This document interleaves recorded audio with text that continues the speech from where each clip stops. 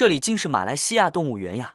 从踏入此地的这一刻起，一幅意想不到的奇妙画卷便展现在眼前。看，那是一只水豚，其性情温厚，行动迟缓，堪称动物界的老好人。不过今日的主角并非仅仅是水豚，而是在它旁边竟坐着一只流浪猫。它与一群水豚和谐共生的场景，着实令人惊叹不已。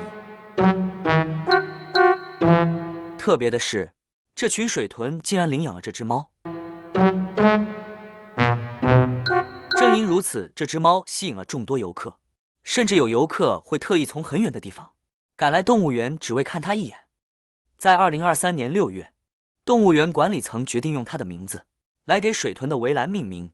如今，围栏被称作水豚与奥洋。奇妙的化学反应。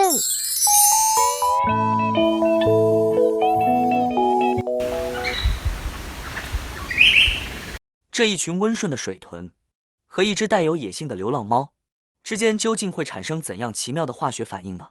让我们一起来探寻这个故事的起源吧。对这个猫名被取叫奥洋，在马来西亚姜黄色的猫通常被称为奥洋 （Oyan）。据信这个词源自橙色 （Orange）。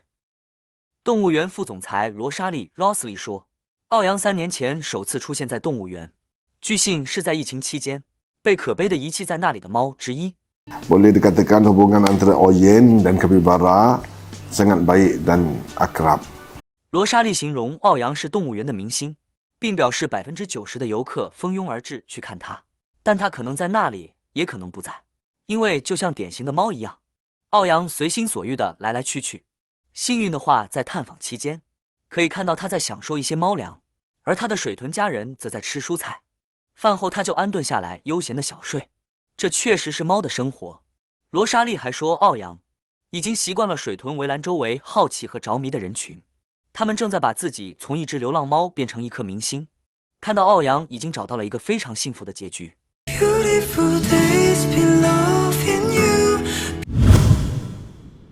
为什么猫能和水豚生活在一起？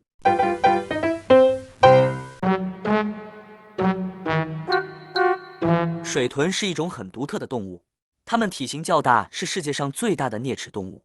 水豚性格非常温和淡定，行动较为缓慢，总是一副悠闲自在的样子。它们主要以水生植物为食，喜欢栖息在水边。水豚具有很强的适应能力，能很好的适应多种环境，而且水豚通常比较合群，喜欢群体活动，具有一定的社会性。水豚温和友善的形象也让它们在很多人眼中非常可爱，很受欢迎呢。